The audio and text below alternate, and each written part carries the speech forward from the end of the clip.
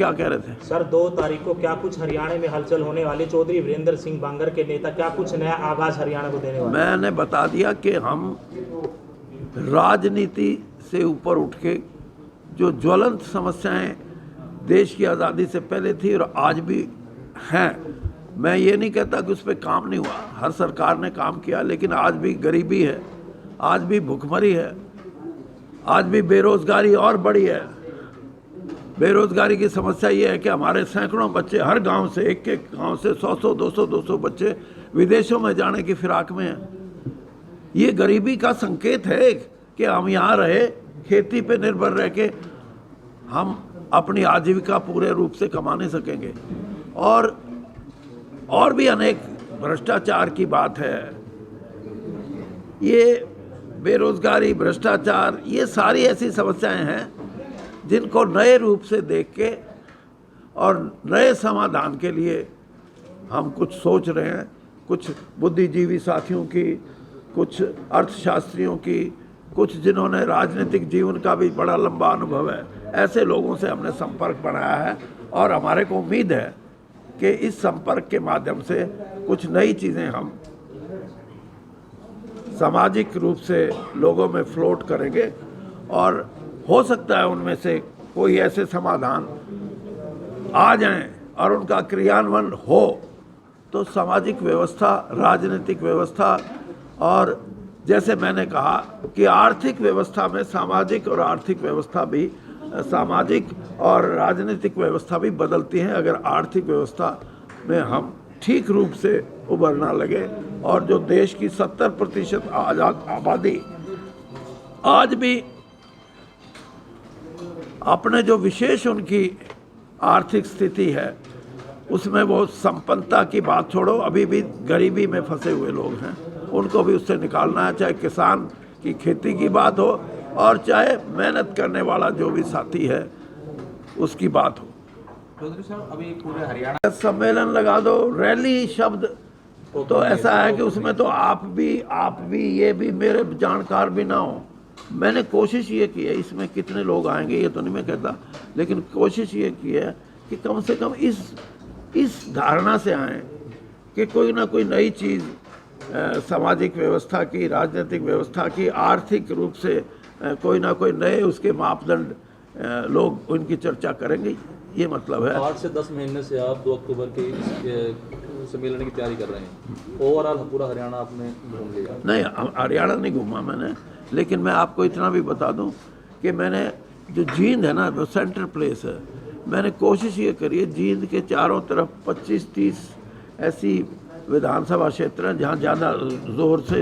हम जाएंगे तो लोग नज़दीक होने की वजह से ज़्यादा राजनीतिक समीकरण तो बदल रही है। बाकी दूसरे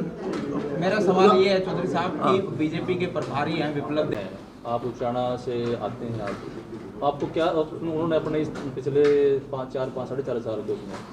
उन्होंने क्या करा दिया उचाना में? मैंने बता दिया, मैंने खुल के बोला अभी 4 दिन पहले भी, आज भी मैं आई स्टिल रिपीट कि मैं अपने काम गिनवाता हूँ और वो 5% काम गिनवा दे मेरे मुकाबले में तो मैं मान जाऊंगा कि इसने काम किए हैं। कुछ किया ही नहीं। साहब कहते हैं कि 76 साल पहले जब देश अंग्रेजों के कब्जे में था या बड़े राजे महाराजाओं के कब्जे में था, तब भी कुछ ऐसी समस्याएं थी, चाहे वो बेरोजगारी की समस्या हो, चाहे वो गरीबी की समस्या हो, चाहे भूखमरी की समस्या हो, चाहे वो करप्शन, भ्रष्टाचार की बात हो, और चाहे सामाजिक रूप से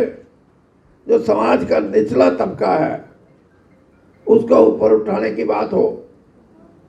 और इसके साथ साथ इस देश के अंदर जो आर्थिक व्यवस्था है, रुपए पैसे की, धन की, दौलत की, उस व्यवस्था में जो 70% से ज्यादा आबादी आज उस व्यवस्था का हिस्सा नहीं है या हिस्सा है तो मात्र दिखावे का हिस्सा है, उनका भी अर्थव्यवस्था में ये हो कि 76 साल में हमारे को भी आर्थिक रूप से समृद्धि आई है हमारे अंदर। तो इसलिए वो जो कार्यक्रम है उसका सीधा मतलब है कि 76 साल पहले की जो समस्याएं हैं जिनका मैंने एक एक करके जिक्र किया, और खेती की समस्या, किसान की समस्या, गरीब कमेरे वर्ग की समस्या, इनमें सारी सरकारों ने कुछ ना कुछ तो किया है। जो भी आया और उसने कुछ ना कुछ किया, ये समझ के कि गरीबी कैसे मिटाएं, ये समझ के कि बेरोजगारी की समस्या कैसे खत्म हो, ये सोच के कि भ्रष्टाचार पे कैसे हमला करें ताकि ईमानदारी का वातावरण पैदा हो। लेकिन हथियार वही रहे, सरकारें तो बदलती रही, उनकी इच्छा भी यही थी कि जो भी बदली सरकार आई उसने भी यही सोचा कि मैं कुछ ऐसा करके दिखाऊं जिससे लोग कहें कि हाँ, इसने बेरोजगारी मिटाने का प्रयास किया, इसने भुखमरी मिटाने का प्रयास किया। लेकिन समस्याएं आज भी यूं खड़ी हैं। आज आपने अखबार देखा होगा, आदरणीय प्रधान